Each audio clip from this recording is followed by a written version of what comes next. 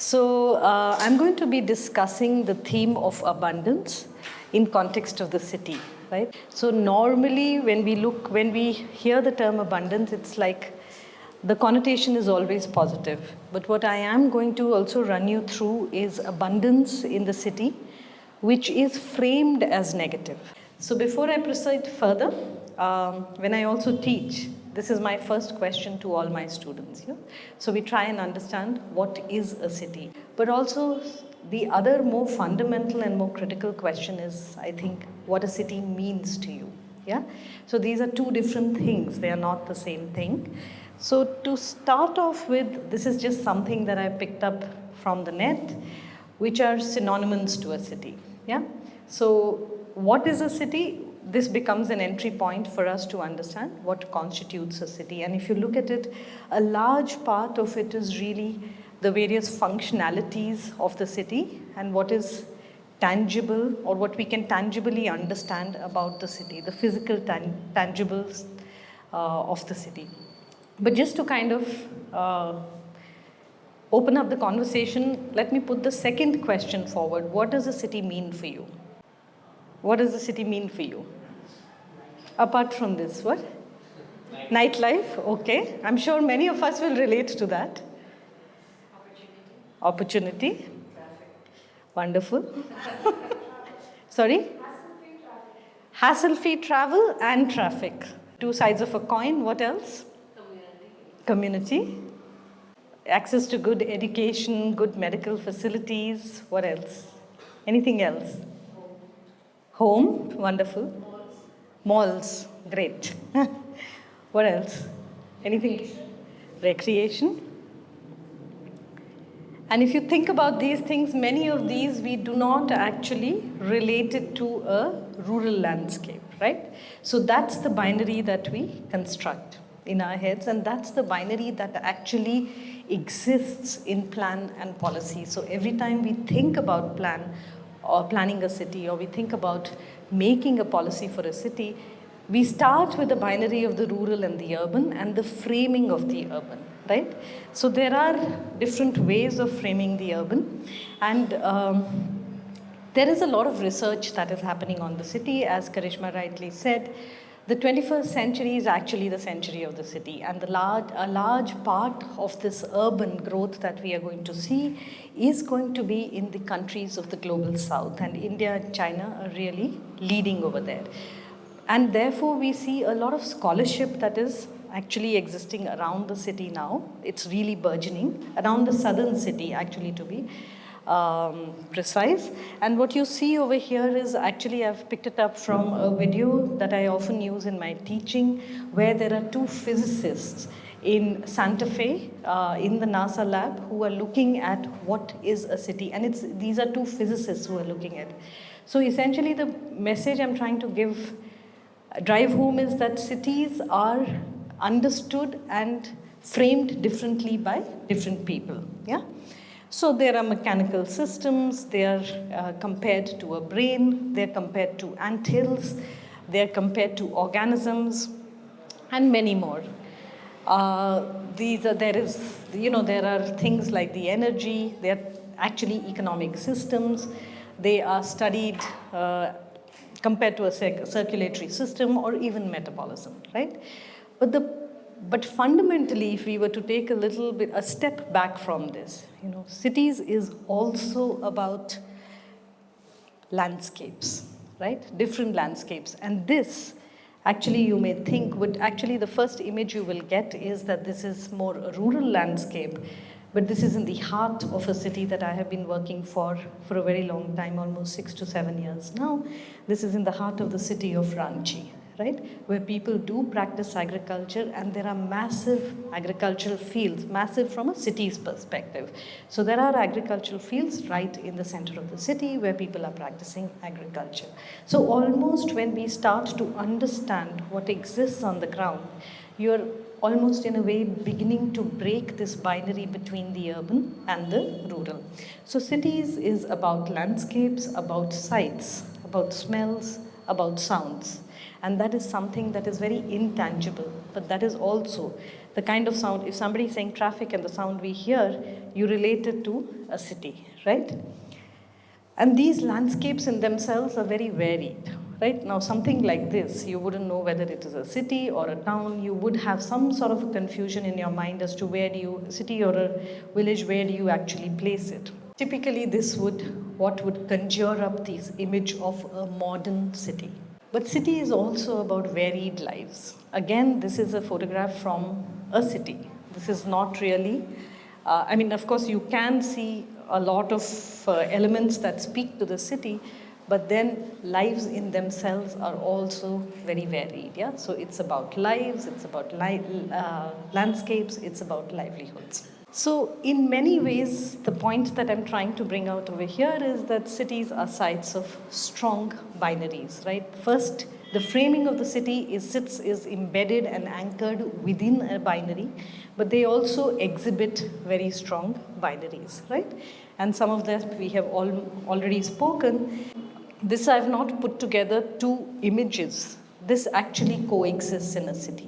So you will find that there is this towering structure, a very modern structure, but next to that you will have a slum. And we see it in all our cities. If you look around, you look out. I remember, I think this was almost a decade ago, I was struck when I was in Chennai. I was staying in the Taj over there.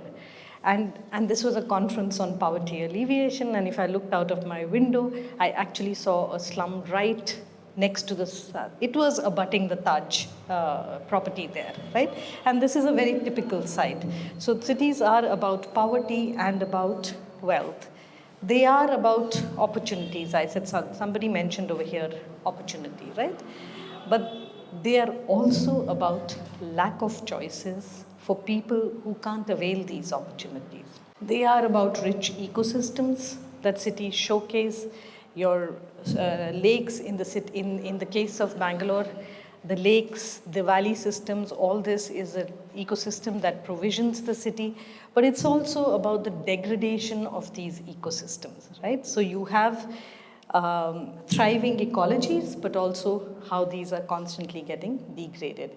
There is an abundance of resources in cities, but there is also, again, a lack of access to these resources. And these are the binaries that exist in the city. It is all about individualism, right? I as an individual and how I survive in the city, but it is also about collective experience and energies that come together. Somebody spoke about communities, right? So it's all about collective experience and energies that come together in the city. It's about large infrastructure, but it is also about a complete breakdown of the very basic services, right? You will not have water. A large population in our cities don't have access to water, don't have access to sanitation, simple things like open spaces and solid waste management. These are not services that they are able to access easily. Therefore, cities is all about binaries, and this binary is both the positive binary as well as the negative, right? And I showed you that there is what we think of as the positive binary and what is constructed or framed as the negative binary. Those are the extremes that we see in cities, yeah? But what is, I think, probably more critical to understand is how these negative binaries or negative abundances that we see in a city, how do these get created? How do these get created? What are the drivers that create them? Yeah? And if we actually try to unpack the whole way the city as an organism or as a system comes together, then each one of us here, sitting here and inhabiting this city, is responsible for creating this negative abundance in the city, and this I will make it clear as I move on, right? So basically these binaries, as we have seen, they do coexist on the ground, right?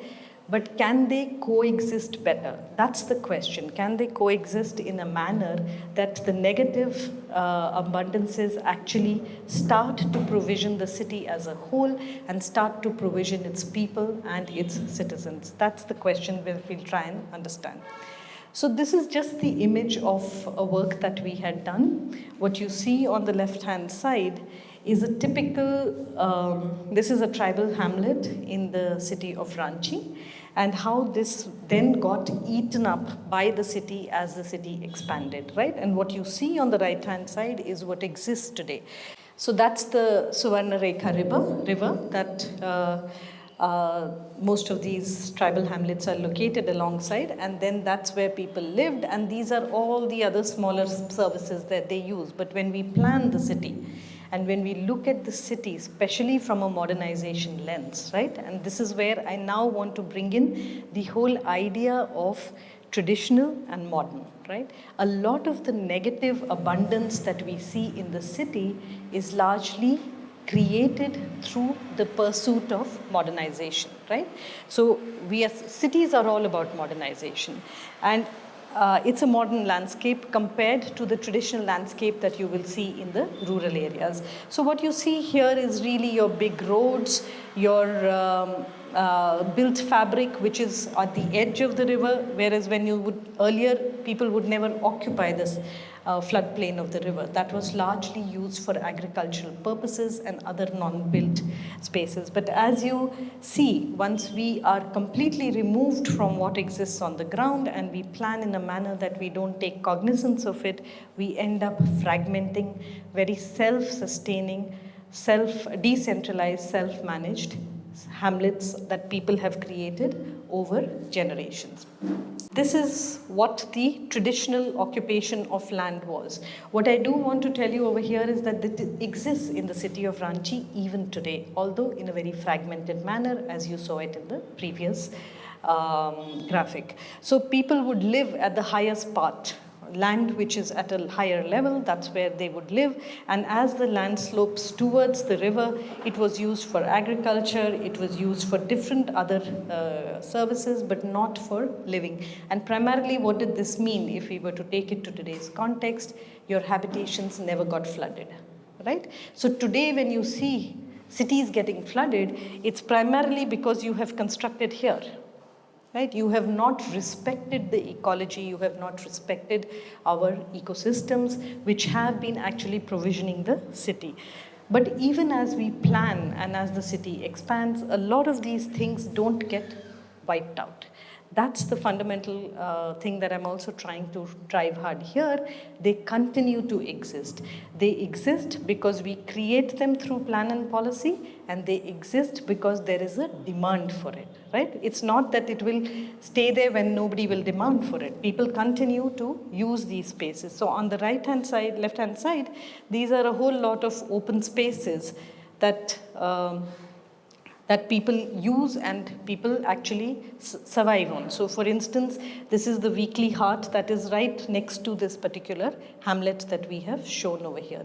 People grow over there and they come and sell for the city as a whole along the roadside over here. And that's a negative abundance, right? You will see a lot of vending and a lot of informal markets in the cities, and we typically say this is not what we want, this is the negative abundance, but the city needs them. Without this, the city cannot survive, right? So they do coexist. Asarna Sthal is a place where the tribals actually worship nature. In most of the hamlets that we saw, they continue to exist, right? The Dadi, that's a traditional system of water, that it's a small pond that is dug in the floodplain of the river, and they line it with natural materials in such a way that what you get from that is filtered water, and that is used for potable as well as non-potable. Amasna Sthal is where the dead are buried, and the Akhada, that's where a lot of the outdoor activities happen, right? And these, as I'm mapping them, I'm also showing them, showing as to how they exist in the contemporary context. These are all multifunctional open spaces, so many of these spaces get to be used very differently. This is another set of open spaces that is in the city of Dharwad, right in the heart of the city, where there is this sort of a shrine, and there's a tree, and there is a lot of informal development that you see around it. These are again very multifunctional spaces that we see in the city that people are using in myriad ways. If these spaces were not there, or if they had not appropriated these spaces, a lot of the people, there would have been chaos and mayhem in the city. We, as the formal part of the city, would not have been able to live the way we live if these people were, if this section of the society was not using the spaces that they are using in the way that they are using. And there's a fluidity around these spaces. Yeah, this is from Bangalore. This is another exercise that we did where we actually showed from Lalbagh all the way to Kempe Buddhikere. We took this whole stretch and we said what are some of the open spaces that are available here, right? And many of them, if you look at it, these are also what we looked at different kind, public open spaces, institutional open spaces, sacred, underutilized spaces and informal open spaces. We actually mapped them. Yeah? And there is a huge amount of underutilized and informal open spaces which hold the potential, which when visibilized, which when developed, can actually provision the entire neighborhood, but also the city at large. Now, many of these are used also in very different ways, right? So they are used differently across the year, they are used differently through the day. So if you look at this, this is the Malavalli village. So this is close to Lalbagh in the same precinct that we had mapped. And if you look at it, there is a seasonal use of inside the temple space where it is used in different ways, but also how the temple in itself is used and the space around it is used very differently through the day. So there is a dynamism around these spaces, but which we don't tend to see and which we often invisibilize as something that is not desirable in the city. This is another one. If you look at this photograph, again, it will typically conjure up the image of a rural landscape, right? But this is again in the heart of a city where wells existed. People are relying on the water from these wells, and it's potable water. These are getting degraded. They are getting ignored and actually falling apart simply because the municipality has said that we will be reaching you piped water supply. So when there is a centralized piped water supply, what we tend to do is actually the decentralized systems tend to fall apart. But given that many of these services, especially for the slums, will reach towards the end, there is actually a time when most of these residents do not have access to what I showed earlier, even the most basic services. So we did work with communities to actually restore and repair some of these wells, and this has been now 4 years. We are monitoring both the quality and quantity of water, and there has been a positive increase in both. So in a way, the idea is to see how can we this negative abundance and positive abundance, or these binaries, how do we make them work for each other? So in this particular, for example, we looked at only these 4 wells that we repaired and restored, but we also mapped the wells within 500 meters of the intervention wells, and over a period of time we saw that the groundwater had increased and there was a positive benefit for the larger settlement as a whole. Yeah.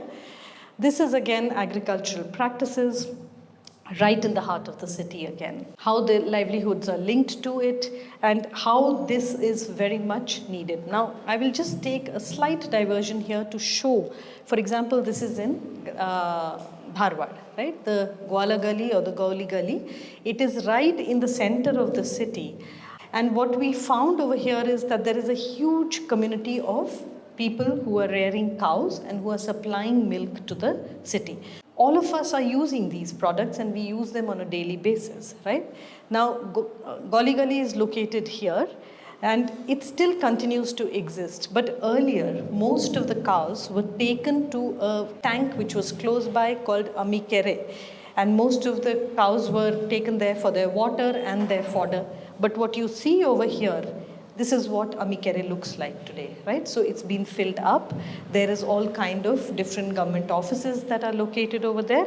But people from Gauli Gali continue to do what they have done for generations, that is rear cows, produce milk and sell that milk for the city. But those cows do need the water and the fodder. So what do? They go to a lake which is located on the outside of the city, almost 4 kilometers away. In the morning, all these herders take their cows there and then they get back in the evening. So the economy continues to exist, but it is now, we are constantly in the pursuit of modernization. We are pushing it to the periphery of the city, not planning for it, not working around it to make it a positive abundance. What it manifests is really as slum settlements, informal settlements, things that are eyesores for the city. But if we look deeper, it's something that we are all consuming, and it exists because there is a demand for it. So we create it, but it also persists because there's a demand for it, right? This is another one. If you look at the map here, this is in the city of Ranchi. Heart of Ranchi, you have this sort of badis, what they call agricultural fields, where they are rearing, where they are actually growing vegetables, and those are sold in the market which is close to the city. Now, essentially, the message that I'm trying to give over here is that a lot of these abundances or binaries, as we would want to say, these coexist, right? But they coexist actually not in a manner that they can be integrated together in the city.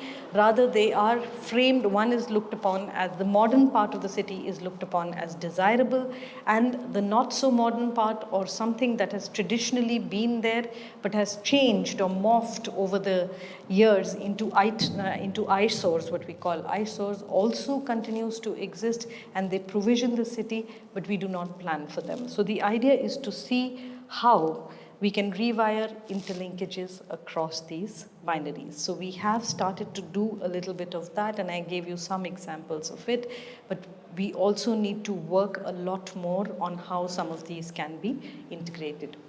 Just to conclude, in this current context of climate change, where we are constantly speaking about the greenhouse gas emissions, things like agricultural production, things like milk production, which is happening in the heart of the city, to be able to retain them and to be able to let them coexist with the city or within the city is the way forward, because that's where you are actually bringing in food security, you're bringing in water security, you're bringing in all sorts of other elements, keeping them secure within the city such that they provision people and the citizens of that and the city as a whole. The idea is to see how not to make these binaries, how not to construct these binaries, and to see how to integrate these binaries. So to conclude, this is my last slide. This is really about rewiring the interlinkages across binaries. And if you see this slide, on a lighter note, this is a slum in the city of Bhopal, which is located on the land of the BHEL. And they all have coolers. Many of them also have ACs, and this is the wires that they are pulling from informally from the BHEL campus, right? So essentially, all of these are just coexisting. It's illegal electricity that they're pulling and running their lives. Why one might as well recognize this and say we need to provision it, and we need to actually plan and provide for it. Thank you very much.